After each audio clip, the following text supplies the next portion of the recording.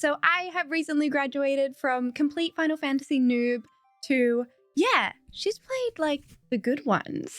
Over the past year and year and a half or however long it's taken me, I have now played Final Fantasy VI, VII, VIII, IX, and X, which I also think is known as the golden era of Final Fantasy. A lot of you who've been watching my videos have wanted me to talk a little bit more in depth about my thoughts and feelings on the game, and I've been planning this video for a while. I'm going to make 6 tier lists. I'll start out by talking about each game and then ranking them on my favorites or the tier list thing. I've made lots of tier lists. We'll see. After ranking the games, we're going to rank the leveling systems, which I think will be really interesting because they're all so different, but you can see how some inspired others. Then we'll go through the main playable characters, the antagonists, the romances, which I'm really excited to rank because it's something I particularly love about the Final Fantasy games. And then for fun, the last one we'll do is just ranking some of the summons that appear in multiple games. I haven't included all of them because there's so many, and there's also some that I just do not remember what they do because I never used them. So it's just going to focus on the ones that I remember throughout different games and used a lot. If you're new here, welcome. I'm Kahls. I've been making gaming content online for the past almost 6 years, mostly on Twitch, but I've recently sort of migrated over to YouTube. Because of this Final Fantasy journey, I fell in love with actually playing games offline exclusively for YouTube because I found I could focus way more on the game and I wasn't missing things or distracted by chat, which I think, especially when playing these like really in-depth RPGs, is really important. My full playthroughs of all of these games are on my channel if you ever want to watch any of them. Otherwise, let's get into the tier lists. Okay, so this part of the video is definitely going to take the longest because I'm going to talk about each game as I go through them. I'm also not going to use B, C, or D because I think all of these games are S and A tier. So just ignore those rows. I can probably delete them, but whatever.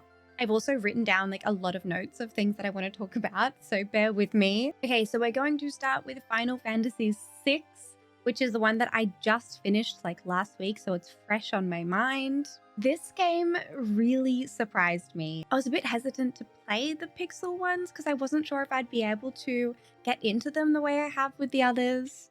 Even though most of them are from the 90s, I think, except for Final Fantasy X, which was 2001. I still wasn't sure how it would feel. But like, as soon as I started playing, I kept going, Pokemon! Because I was such a Pokemon kid and I grew up on those games.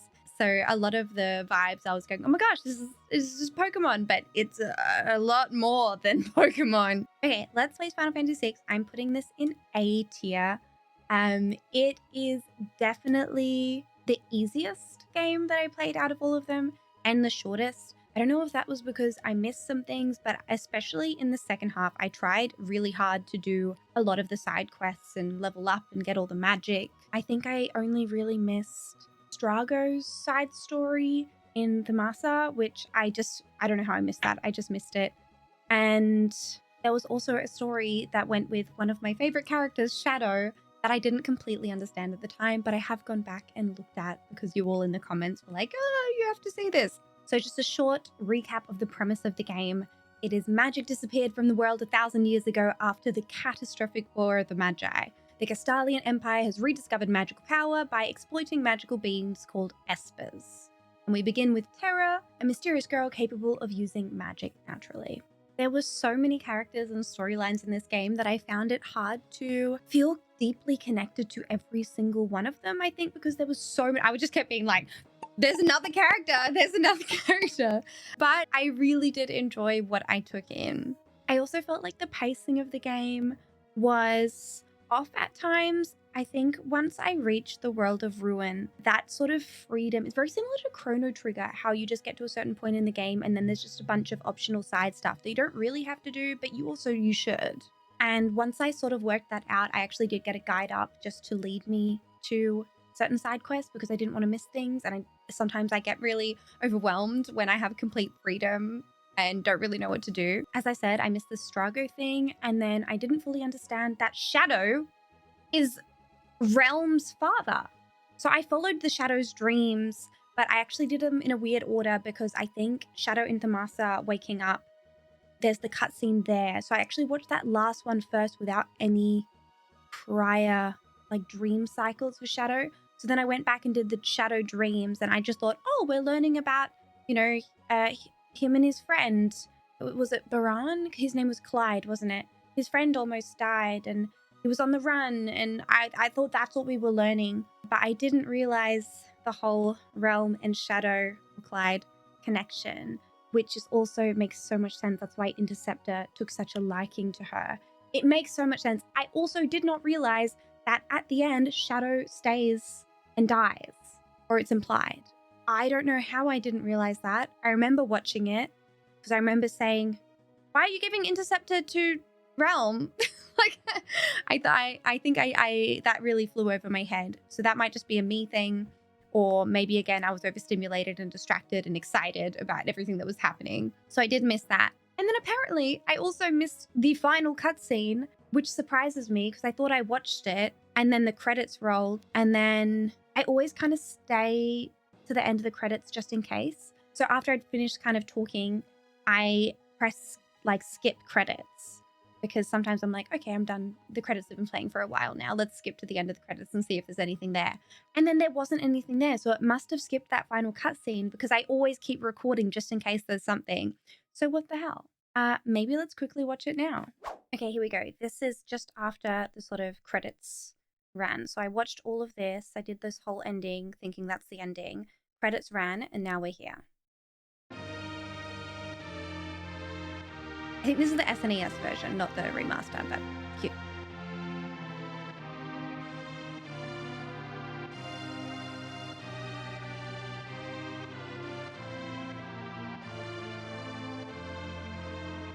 Mum is back.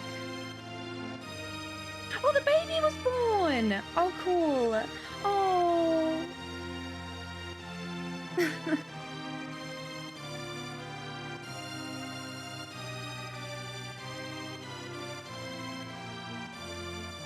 Sarah?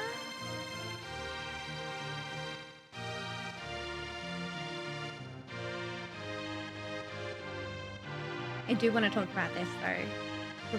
Mental note, I need to talk about Terra. Oh, is she crying?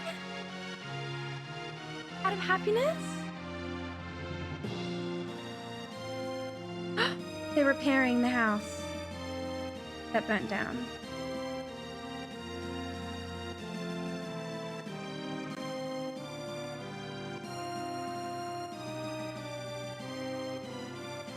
I love them.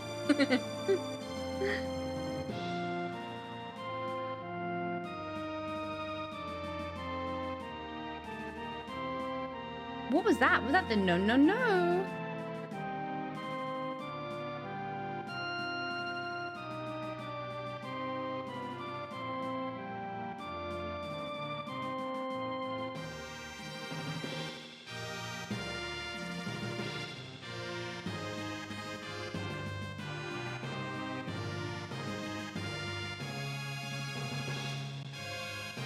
They're just waving from up above to Figaro Castle.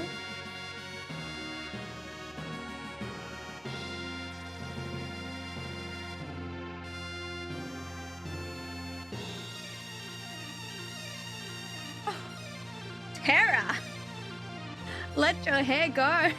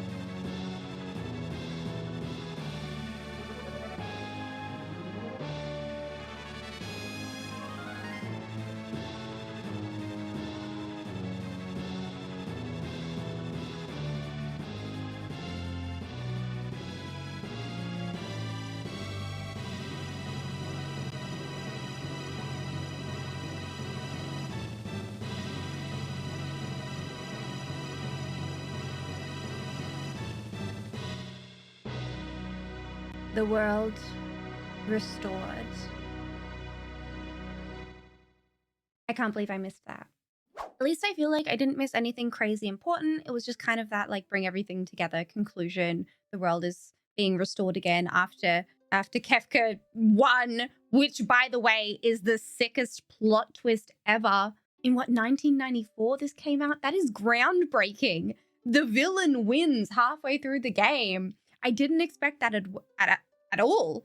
And then the World of Ruin half, I think, yes, the pacing, bit weird for me, but I loved it in the end anyway, so it was fine. The way that the game makes you feel Celeste's despair at the start of that World of Ruin was incredible. The cliff scene completely shocked me. I could not believe that they were tackling such a mature topic in this game. And I loved her finding hope in Locke's bandana, and that made her want to keep going. I also had no idea that Sid could not die there. I think I was too slow to get his fish because I wanted to grind. I wanted to see if I could grind. But hey, shit happens. Kefka, 10 out of 10 antagonist. I think someone in the comments mentioned that Kefka was actually inspired by the Joker, which is pretty cool, and that makes sense. He's so evil. He's so goddamn evil. And yeah, the whole him winning, antagonist wins halfway through. Brilliant. Brilliant. If we're talking romances, Locke and Celeste, their sort of blossoming romance and learning to sort of trust each other along the way. Also with Locke working through sort of his trauma with Rachel, or letting go of Rachel after such a long time, and dedicating his life to like saving her and then getting her blessing and being able to move on. And then he found hope in wanting to, you know, be there and protect and love Celeste. It actually hurt me. The scenes where they couldn't trust each other. They just weren't there yet. But I'm really glad it worked out for them in the end. On the other side, not romance, but love. Tara's story of wanting to feel what love is, wanting to know what love is, and then that love being motherhood. I'm currently like 7 months pregnant, so it really hit me in the feels, that one. Especially right now, just her discovering her love for the orphan children in Moblis and her role as their carer and their mother. Oh, and then feeling what love is through motherhood versus romantic love. I just love that. I think I read somewhere that the director actually had just had his first kid at the time or something. Maybe that's where it came from, one of the writers. I'm not completely sure on that, but I did read that somewhere. So I really, really appreciated and enjoyed that sort of plotline as well. I could go in depth about every single character that I loved, but there's too many. Adored Gao. I loved Gao. Also heartbreaking with his story with his father in there. Again, there was just so many mature storylines. I feel like Final Fantasy does that so well. They make children's games. They're not just children's games. They're so mature.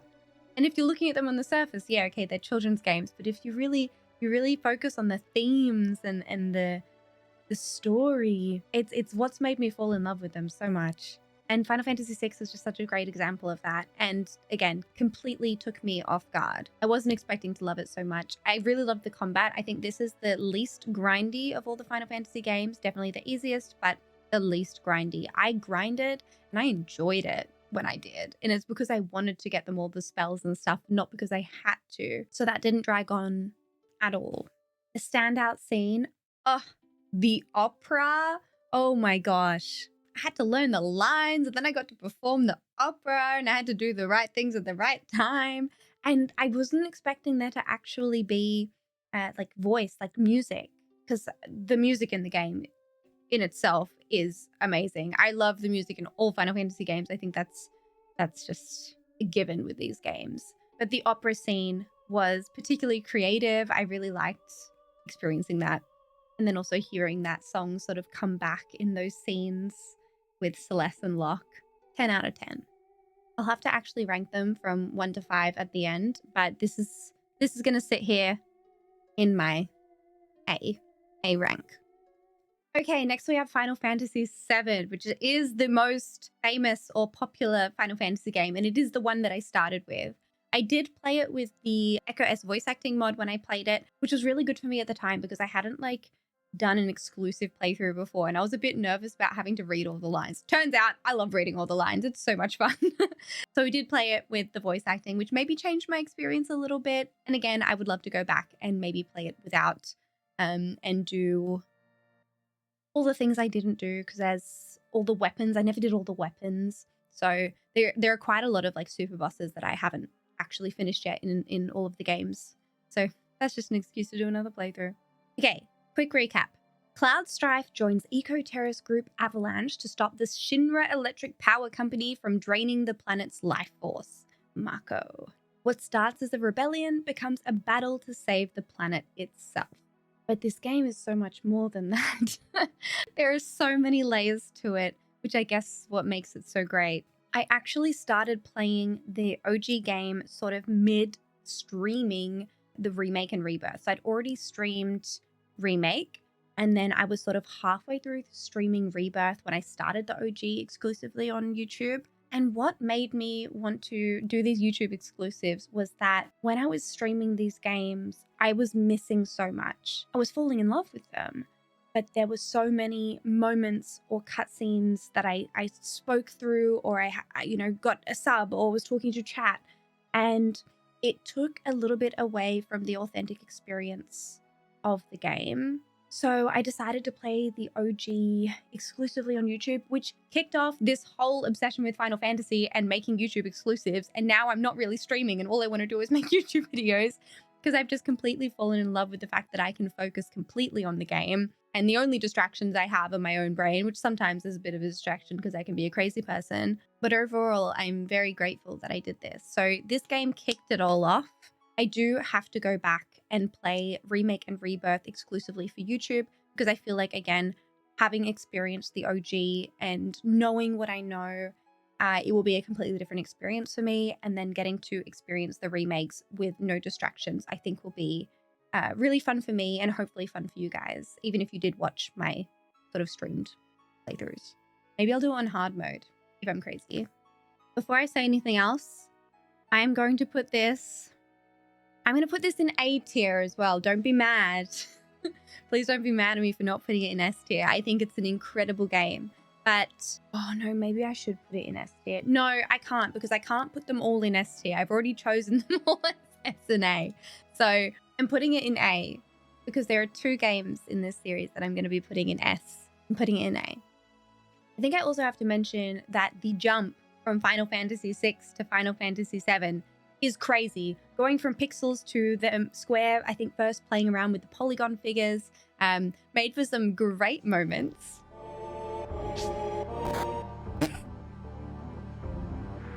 Sephiroth, stop! But also, it's just really impressive. So I see it as there were 2 main twists in this game, right?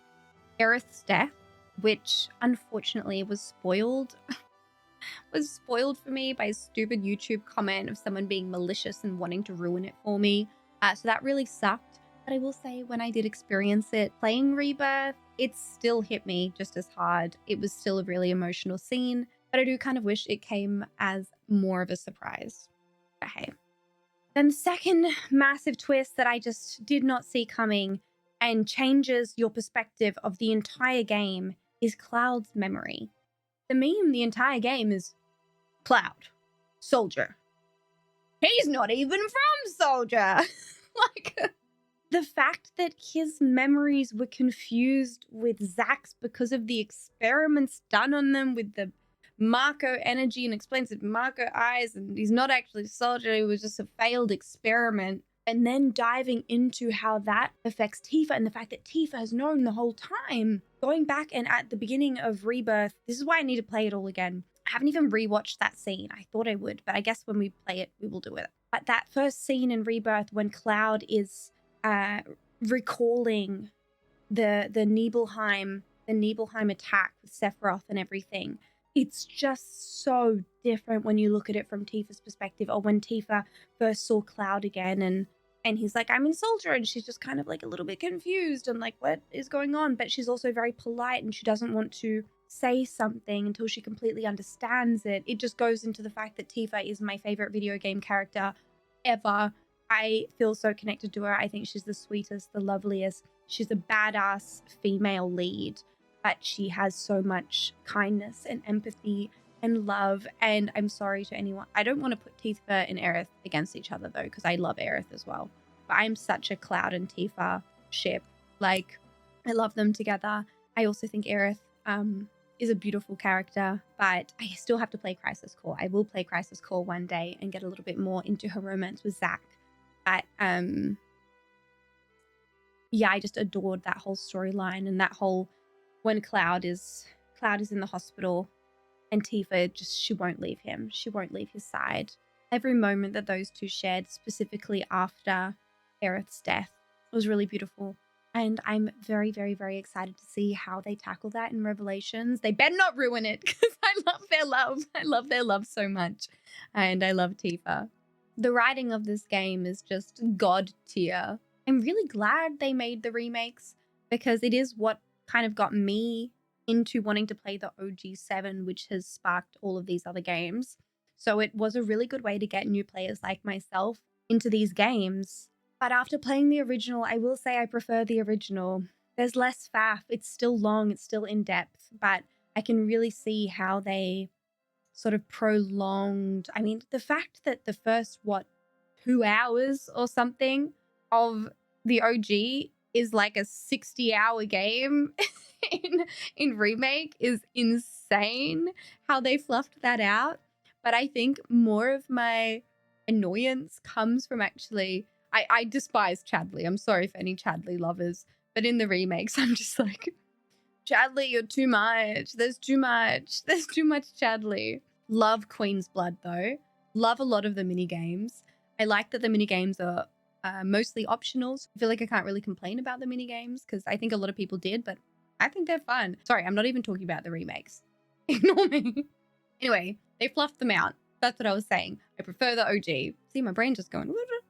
Overall, I see why this game is such a legendary game in the gaming history of the world. It's brilliant. The characters are great. The story, again, god tier. The antagonist is Sephiroth, who's just insanely well written and a beautiful man.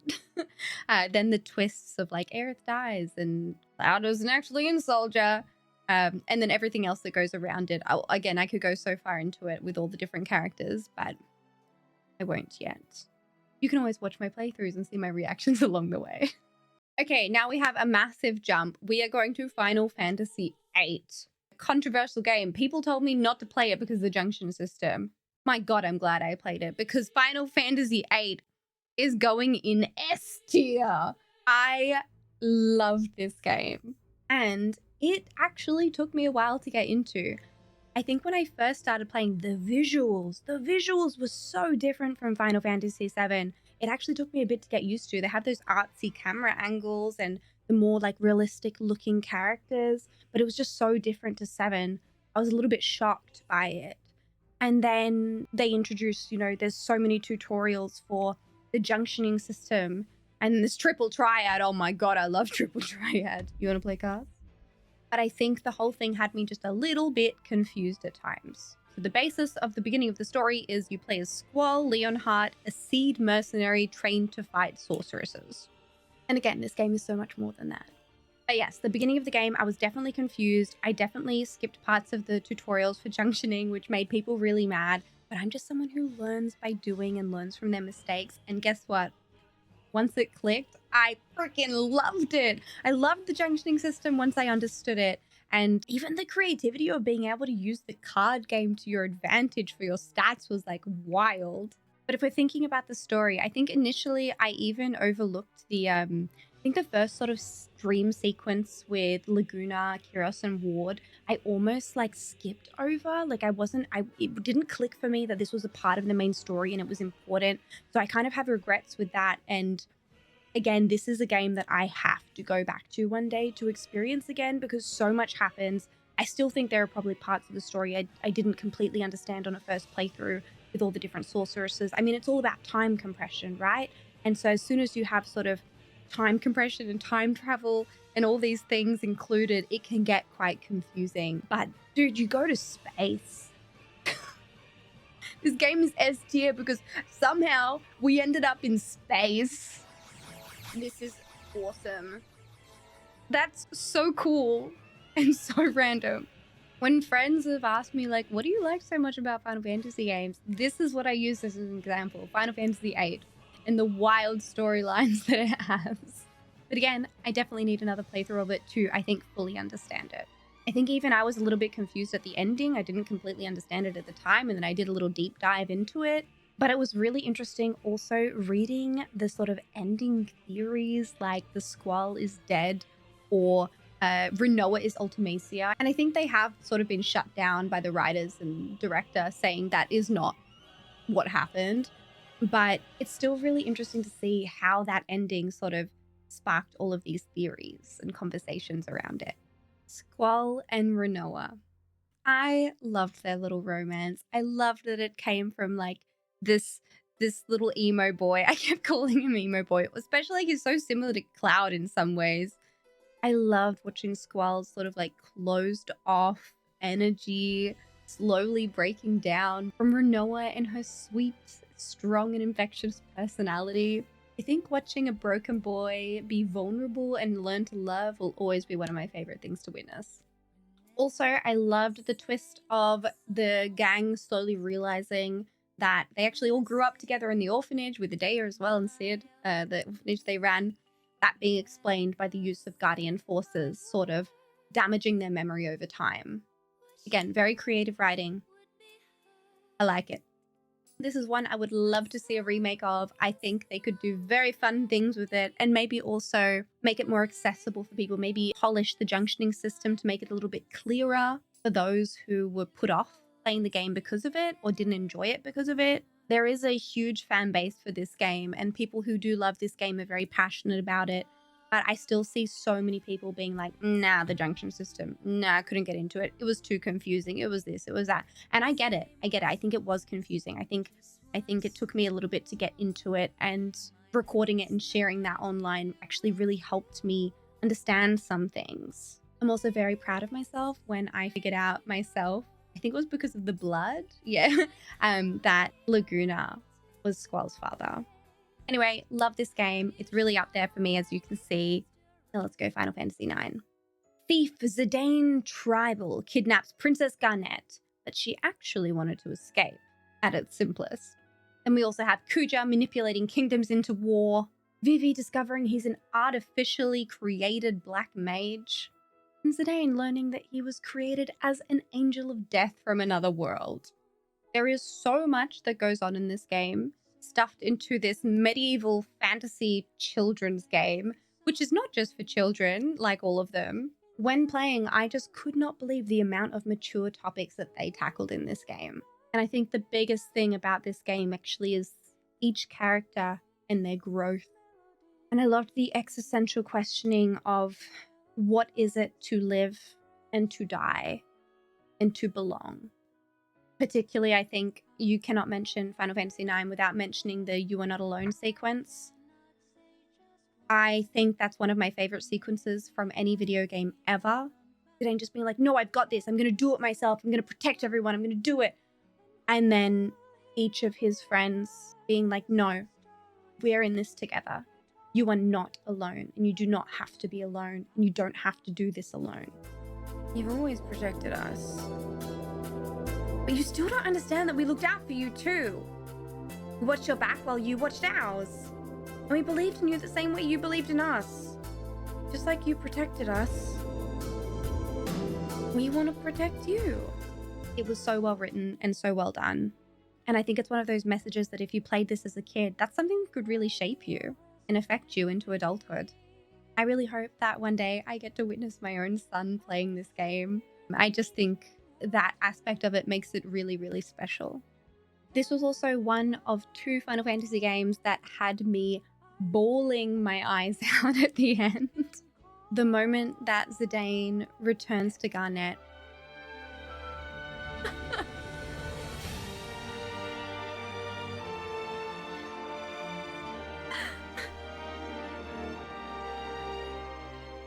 It was just so beautifully done. Again, Vivi's ending was kind of bittersweet, but handled beautifully. After his sort of existential journey, he's finding peace, finding meaning in life, and understanding that death is inevitable. It's just such a beautiful topic to address. I do think I found the combat in this game a little bit slower than the others. It's probably my least favorite combat of all of them that I played. People did mention that could potentially be because they were pushing the PS1 to its absolute limit with this game, so maybe that's why it felt a little bit slower. It just didn't have anything that really stood out to me. But I didn't hate it. It's just my least favorite of them. And in the end, I adapted to it and it wasn't even an issue. Kuja is the most beautiful antagonist ever. Sorry, Sephiroth. But Kuja, oh my gosh, his outfit, his vibe. I almost liked him. I liked him. His descent into madness and nihilism at the end was kind of hard to watch. But he was the classic antagonist who just wanted power. But with a little bit of Kuja pizzazz. Freya's story hit me hard. The loss of her love and his memory. Fratley, I think it was Fratley, Freya and Fratley. I was really, really happy to see a happy ending with them despite their troubles. And the other kind of romance in that game, Steiner and Beatrix. That came out of nowhere for me.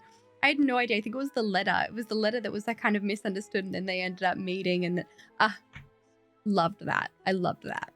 I'm going to say the one thing about this game that genuinely pissed me off was Necron.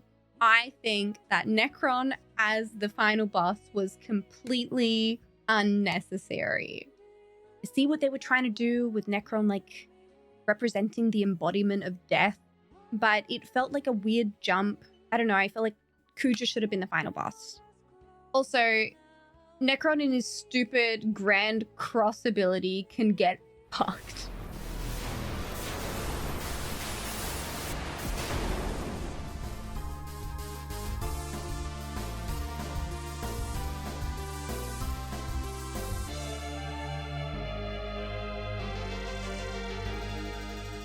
But overall, gorgeous game. Where am I putting it? I'm putting it in A tier. I haven't even put it in a tier yet. We're putting it in A tier. I can see why it's so loved by many. And I haven't played all the Final Fantasy games, obviously, so I do know that there's a lot of Easter eggs to the previous games in that game. But because I hadn't played all the ones leading up to 9, I think probably a lot of it went over my head. But maybe I'll have to replay that one after I've played 1, 2, 3, 4, and 5. It's another one that I hope they remake. I think they could do a really beautiful job of it without adding too much faff. It's a pretty perfect game in itself, besides Necron. Okay, and finally, Final Fantasy X. Blitzball star Tidus is transported 1,000 years into the future to the world of Spira. He joins Summoner Yuna on her pilgrimage to defeat Sin. S tier. S tier. S tier. When I started this game, I had no idea what to expect. I remember finding the first couple of hours a little bit slow, a little bit confusing. I went from like hustling, bustling Xanarkand as a Blitzball player to suddenly being swept by Sin to Spira. Then I remember being underwater and then meeting Riku and then being confused. But then it slowly became a game that immersed me like no other game ever has. Maybe The Last of Us Part 2. But other than that, again, this is I must play again knowing what I know.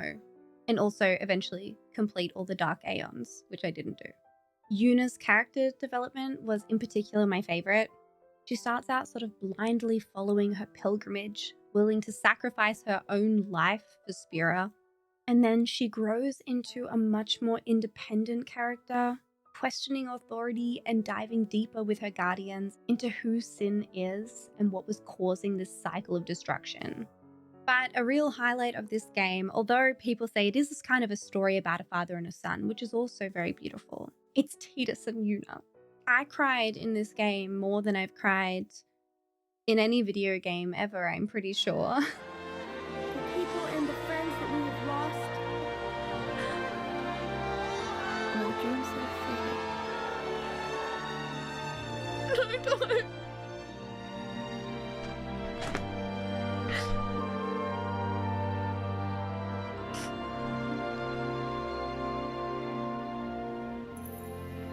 Never forget them.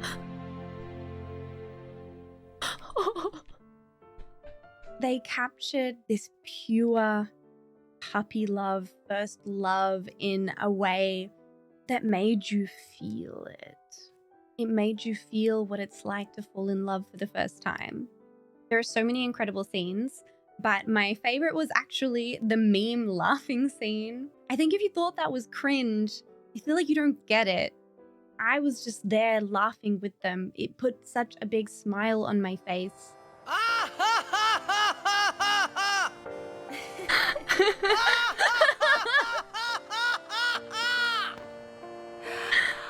Oh, is she gonna do it too?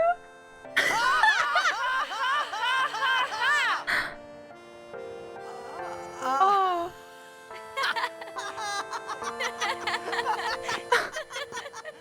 I want my journey to be full of laughter is such a powerful line, especially knowing what we know and what Yuna thinks is her fate.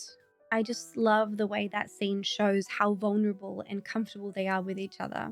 I remember thinking Tidus was really whiny at first, which he is. He is a bit whiny. He's a bit cocky, he's a bit selfish, which really opposes Yuna's sort of like gentle, polite, and selfless ways. But Tidus really does become the selfless hero, which is just awesome to watch, willing to sacrifice it all for his friends, just like his dad. I also loved Auron's role in this game. He was almost a guardian angel to Tidus, sort of guiding him to breaking the cycle of sin. And him himself already being gone was brilliant writing, although I did call it. I think mid-game I did call it. The sphere system was great, especially after I understood it. I think at first I made a few people mad because I didn't know that they each had their own pathways, and I think I took Tidus like off into another pathway really early on, which meant that it took me way too long to get Haystaga, but then when I got it, it was so good. I love Haystaga. This game is 11 out of 10, my favorite game in the series so far. My number one, my love. I love it so much. And that's hard because I love them all. I'm actually seeing Final Fantasy Distant Worlds. It's like the live orchestra performance of Final Fantasy music. And I think the one I'm seeing is like celebrating 25 years of Final Fantasy X. So I'm really excited to see that live. Anyway, this is definitely one of my top games ever, not just Final Fantasy games, but it's in there. It has to be in the top 5 somewhere. Another one that I don't think really needs to be remade because it's still very, very playable. But oh my God, imagine what they could do with a remake. Imagine how beautiful it would be. But again, I don't want them to touch too much. Either way, I'll be playing this again one day, definitely. And as I said, I still need to do the super bosses. My next playthrough on my channel is actually going to be Final Fantasy X-2, which I know is very controversial and it's a very different game, but I want to experience it for myself and make my own opinions about it. Some people love it, some people hate it, but I'm excited to see for myself and watch badass Yuna and her girls. Okay, so here we are, S tier, S tier, AAA. And if I have to rank them from 1 to 5, that's going to be really hard. And don't take the last 3 too personally, because it doesn't mean that it's my least favorite. I love them all. Final Fantasy X is my number 1. Final Fantasy VIII is my number 2. Can the other 3 be tied? Like, I guess then Final Fantasy VII, Final Fantasy VI, and then Final Fantasy IX. But I don't want to be mean to Final Fantasy IX because I loved Final Fantasy IX as well, and Final Fantasy VI as well, and 7 is brilliant. They're all good. It's too hard. There it is. Okay, now let's take a look at the leveling systems. I'll go through this quickly. First, we have Magicite, Final Fantasy VI. You can really see how the Magicite sort of inspired the junctioning system from Final Fantasy VIII. It sort of has that vibe, but in a much simpler way. But the fact that the summons, equipping them on you, upgrade certain stats, it's sort of, yeah, a simpler way of doing it. Magicite, I think it's great. I think it's simple, so I'm going to put it in B. And then we have the Materia of Final Fantasy VII. It's a classic. I like the Materia system. I like it. Again, there's so many options. There's so much you can do with it. It's a creative way of leveling up. I like that you have to pick and choose your materia. Also, summons are another type of materia. The coloring system's great. And it's simple to understand. So let's put that in A.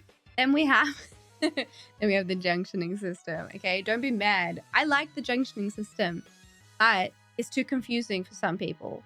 And it took me a long time to completely understand, which probably hindered my gameplay at the start. But again, a lot of people were saying, I think with the junctioning system, that you can like break the game from early on. I don't want to break the game. I don't want to be OP too quickly. So for me, it was actually kind of fine to take time to learn it. But it did take a little bit of brain power to completely understand. But once I understood it, I loved it. So I'm going to stick that in B alongside Magicite. Then we have Final Fantasy IX, which you level up, or like you get pretty much just the gear. I'm pretty sure this is just a picture of like your gear pretty much gives you your stats, right? Again, quite simple. I think it's quite simple, very easy to understand. So let's just place that in B as well, because I don't think it's crazy creative. But then we have the sphere grid, and I'm actually going to put the sphere grid up here in S tier. And although, again, I mucked it up at first and I probably didn't do it ideally, I really liked the idea of unlocking specific spheres only when you had the ability to, and each of them having their own pathways, but then having the freedom to sort of play around with that. Maybe if I did another playthrough, I would do I know I did the simple sphere grid, and then there's like the freedom sphere. I can't remember the actual words for it, but I feel like I would like to try that out as well. But there we have it. S tier sphere grid, Materia A, and the rest in B. Okay, this might take me a little longer because there's so many. I've limited this to playable characters, okay? I don't even think I have Beatrix in there, to be fair. She's very shortly playable in Final Fantasy IX. I'm gonna try and go as quick as I can because there's actually a lot to get through. I'll go backwards, starting from Final Fantasy X. Oh my god, they're all gonna go in A tier. I can't, or A and S tier. First of all, Yuna, S tier. Tidus, he's a bit whiny. Let's put him in B tier. Kimahri, I love Kimahri. Let's go A tier for Kimahri. His story's gorgeous. I have such a soft spot for him. Auron, again, I'm going A tier. Lulu, S tier. I'm a girl's girl. Lulu's gorgeous. I love her. And her love for Yuna. Wakka, he annoys me sometimes, but I like him. So I'm going to put him down there with Tidus in B tier. Riku, I think Riku's cute. I love that she ends up being related to Yuna. Love that. Is that all of Final Fantasy X? Yes, that is. Those are the playable characters in Final Fantasy X. Okay, I got through that pretty quick. That's really fun. Oh, do you know what? Kimahri's going in S tier. I love Kimahri. All right, let's go Final Fantasy IX. Oh, Red. I don't care for Red. Sorry, Red. We've got Garnet. I think she's a really beautiful character. I'm putting her in A. Freya, again, I really like Freya, especially her sort of heartbreaking storyline. But as a combat player, I didn't use her that much. So sorry, actually, I'm actually going to move her to B because I can't put everyone in A. Vivi, S tier. We love Vivi. Incredible storyline, incredible character, such a sweet soul. Adore. We've got Zidane. Oh god, I don't know. I feel like I'm just going to go B because I'm not quite sure. I like Zidane as a character, but he's not like my favorite. Steiner, I freaking love Steiner. A. Steiner's going in A. I love Steiner, so much personality. I'm not going to use D. Well, we'll see. Well, actually, let's not say that yet. All right, let's go Final Fantasy VIII. Okay. Selphie, S tier. Love Selphie. Wait, I didn't do Quina. Quina's S tier. I love Quina. Sorry, Quina was messed up there. Okay, I have to move this now so it's in order. Yeah, Selphie, S tier. Zell, he's fine. Irvine has some charm, but he's a little bit seedy. So I'm gonna put him down in B as well. Quistis, again, I'm gonna go B because she's fine. She's not my favorite character. She's great, but not a standout for me. I'm gonna put Renoa and Squall both in A because I really liked their romance and their character development. All right, now if we're looking at Final Fantasy VII, this is so Tifa S straight away. Aerith, also S. Yuffie, I love Yuffie, A. Vincent, A. I think Vincent's such a cool character. Cloud, let's go B. I'm sorry, I really like Cloud, but no, I shouldn't. No, I'm leaving him in B. Nanaki as well, love Nanaki. Let's have him in A. Barrett, love Barrett. Kate can go in B. No, but I like Cloud more than I like Kate. I do love Kate. This is too hard. I have to just stick with what I go with. And then Sid, again, fun character, but doesn't hit me as hard emotionally. But, you know. Oh no, his scenes in Final Fantasy VII and the rocket and everything. I'm leaving him in B. And then we have the gazillion characters of Final Fantasy VI. Terra and Celeste immediately go into S tier. So does Shadow, and so does Gal. Oh, look, I can do that. Great. Gal and Shadow also go there because I love both of them so much. I'm actually going to go put like Go-Go, Umaru, even Mog all in C just because I feel like I didn't really get to know them. I didn't spend enough time with Mog, and these two came quite late for me. I used them in combat, but as far as depth goes, not really there for me. Same with sort of Strago. I didn't care too much for Strago. Oh, Setzer. I didn't care for Setzer. Setzer, you're going in. Sian. I liked the story with his family, and yeah, it was heartfelt. His wife and son. It was sad, but I'm just putting him in C. I have to. Realm is cute. Let's go B. Locke. I really liked Locke's development. I think his story with Celeste was really good and really well done. I like his journey with finding peace with Rachel and then committing himself to Celeste. I like that. You get to go in A. I like you, Locke. And then as well, the story of... I wish I could put these two together. I'm going to put these two together because their story is really beautiful as well. Losing their father, the coin flip, it all. They're really beautiful characters. So I'm also going to put those two in A. All right, are you mad? I think I did all right. That was 43 characters that I've just quickly ranked. Let me see if I still agree with it all. Yeah, I think that's what I'm going to land with. I'm so sorry, Setzer. I think it's because I disliked your combat so much. Okay, now we have the antagonists, which is pretty fun. I think I put like 2 main antagonists for each game, except for Final Fantasy VIII, which I just feel like, you know, although there was sort of, you could say Adea was partially an antagonist, but I'm just saying it's Ultimacia. Ultimacia is the antagonist of 8. And then for 6, we have Kefka and Emperor Gestalt. Gestalt, I don't care for. Kefka, S tier villain. Loved it. Kefka was a great villain. Then we have Sephiroth, which again I have to put S tier. He's Sephiroth for a reason. He's so well known for a reason. He's a fantastic villain.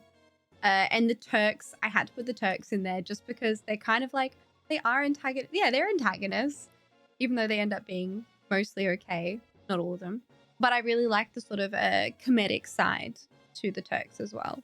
Ultimacia, I'm actually going to go put in B, mostly because I think, you know, it can be a bit confusing with all the different sorceresses, and then to fully understand that Ultimacia was trying to achieve time compression, so she was the only being ever. So she went through a lot of effort for that. Not my favorite antagonist, but fantastic game. This is Kuja. I love Kuja. No, I'm going to go A tier because I don't think Kuja's on the same level as Kefka and Sephiroth, but really love Kuja as an antagonist. Necron, not a fan. I think Necron's stupid. Then we have Seymour. I'm going to put Seymour in B. He wasn't the ultimate villain of Final Fantasy X. It was very obvious early on that Seymour was going to be the antagonist. I think I called it almost immediately. I didn't trust him. He was real evil though, and he tried to marry Yuna. Well, he did marry Yuna. Anyway, I'm going to put him in B or A. No, do I like? I'm just going to go with B, but I'm kind of torn. And then we have Yu Yevon, which I guess is, I mean, I could also put Sin in there, but I guess it's all kind of connected, right? They're all kind of connected. Yu Yevon is the ultimate antagonist of Final Fantasy X and the one that they have to defeat to break the cycle. But as far as like connecting with Yu Yevon on a level that I have with other antagonists that I feel like are more a part of the story, for it being my favorite game, I'm going to keep Yu Yevon here just because I don't feel as like, it's not that snarky antagonistic boss who's a little bit cocky and beautiful. And I think I really like that, as you can see with my top 2 S tier antagonists.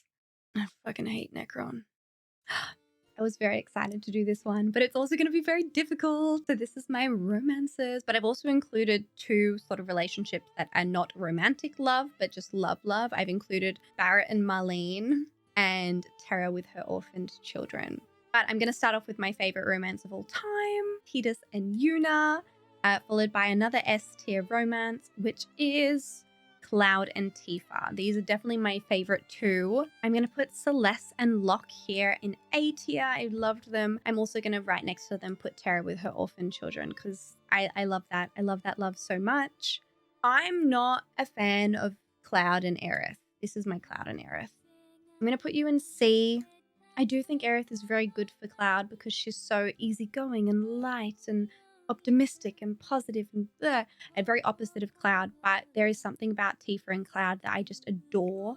Love Aerith as a character, but if we're going romances, I'm going to put her down there. But above that, I haven't really experienced too much of it yet because I haven't played Crisis Core. But I like the idea, and we get a little glimpse of it in the remakes, of Zack and Aerith. Yeah, so I would love to see more of Zack and Aerith. And I think when I play Crisis Core, I should eventually get that experience.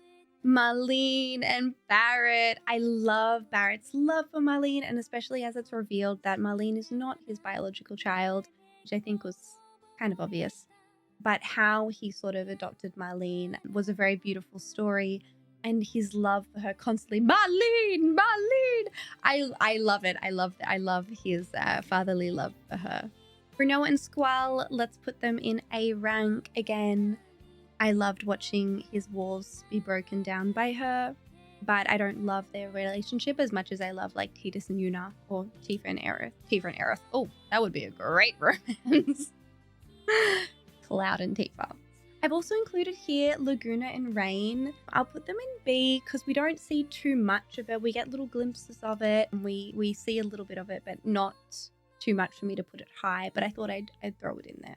And right next to them, I'm going to put Sid and Adea, which again is a sweet little romance and their love and the orphanage and their care for all of our lovely gang. But it's not like a highlighted romance in the game. Zidane and Garnet, or Dazza, or Dagger, sorry. I changed her name to Dazza when I played. Love them. I love them. So let's go A. Also A. Also, no, S tier. I'm gonna put them in S tier. I freaking love Steiner and Beatrix. I love it. I love them so much. So unexpected, so funny. That letter scene really got me. Steiner. Beatrix, was it you? Shh, quiet. Steiner. Beatrix. Ooh, what's gonna happen?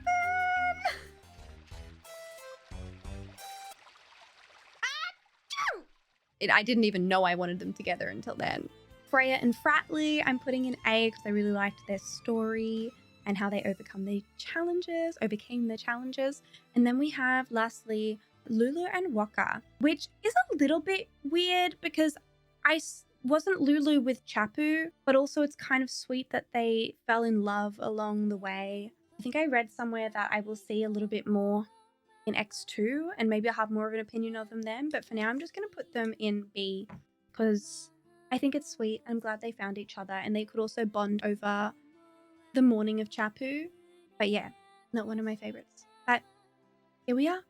My romances from Final Fantasy 6 to 10 tier list. Okay, this last one's just a little bit of fun. I didn't include every summon because there's too many summons and I don't remember what every single one does. So I just included some summons that sort of show up multiple times. If we start here with Bahamut, I love Baha and Baha Blast. Baha with his Baha Blast is one of my favorite things ever. So S tier. Phoenix, I love using Phoenix to raise party and do some fire damage. We've got Ifrit. I feel like both Ifrit and Shiva are so special to me. I don't know why. I just feel like they're in every game. My first ever Final Fantasy game was Final Fantasy 16 because it was actually a sponsored stream from Square Enix, which kicked everything off. And because Ifrit is such a big part of Final Fantasy 16, if you've played it, maybe that's why I feel so connected to him. Same with Shiva and Jill. So I'm going to put both of these in A tier. We've got Odin, my boy. I love Odin. In Final Fantasy VIII, the moment Cypher beats Odin, my God. Odin?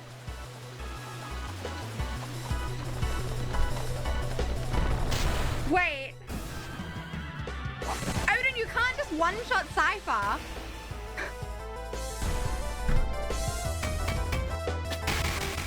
Odin! I was shocked. But I love him. Odin's my boy. We have Alexander. I think Alexander does holy damage. I don't have a lot of recollection of using Alexander a lot, so let's go B tier. Siren, I love Siren. We're going A tier. I also have a little soft spot for Siren because when I first started streaming on Twitch, my name was Siren Kahls because I loved mermaids and I wanted to be sort of like mythological. So everyone used to call me Siren. So when I first saw that Siren was a summon, I was like, yeah. Carb, I'm going to put Carbuncle in B because I just don't use Carb a lot. Like I know that he's all about reflecting, right? But I'm always really scared to reflect because I feel like I'm not very good at like the whole, you know, reflect a spell off someone else to reflect. Like I'm too scared because then when I'm reflected, I can't heal that character with magic. So I usually actually avoid, but Carb is adorable. We've got Ramu. I know that he's in, I don't remember exactly what games he's in, but I have a very clear memory of him being in Final Fantasy IX because I think he's the first sort of summon that Dagger gets. Yes. But yeah, he's Electric Boy, but nothing crazy special. Leviathan, I always really like watching Leviathans and I see him as a powerful summon, but I'm going to put you in B because again, it's not one of my favorites. Then we have Tonberry. I included Cactuar and Tonberry just because I had to. Tonberry King or Tonberry summon and Cactuar because I think they're both pretty powerful and I like their little, I think they're so cute. Stabby, stab, stab. I hate fighting them though. And then we have Yoji, okay? Yoji makes me so mad. Yoji makes me so freaking mad because like I had to spend so much money to get Yoji doesn't even, I don't even know if Yoji appears in the other games. It's just, I'm purely talking about Final Fantasy X Yoji here. I was really mad because I spent so much money on him and then I found out that I had to give him more money in order to attack, which made me mad. I have to pay you for your services? What the hell, man? I spent all my money on you and I have to keep paying you? And then I tried to cheapskate him and then he kept doing shit moves. But when he works and when you pay him right, my God, that boy can one-shot anyone. Big fan of Yoji in the end. S tier. He's getting the S tier treatment. Again, it's hard for me to put any in C and D because I think they're all so great. But there we have it. Okay, wow, I've been recording for almost 2 hours. It's 6:30 p.m. I need to make dinner and my cats are meowing at me for food. But I'm pretty happy with how those turned out. Maybe I'll have to do this again once I have played all of the games. But for now, I've graduated from the golden age of Final Fantasy. I'm no longer a noob. I feel like I really get the games now. I've learned a lot. Again, I have to play them all again to really be a true fan. But I'm just really grateful that I discovered these games. And thank you everyone who does watch my playthroughs. I love sharing them with you guys. And if you haven't watched them and you're new and you found this video, then go ahead, go watch them. So the next game I'm going to be playing is Final Fantasy X-2. And then maybe Crisis Core. I might break it up with something else in between. There's other old games I want to play, like the original Resident Evils, the original Metal Gear Solids. But I got into a bit of a Final Fantasy hole recently. But I did play Chrono Trigger and Parasite Eve. I hope you enjoyed the video as much as I enjoyed making it. Thank you again for watching, and I will see you next time for Final Fantasy X-2.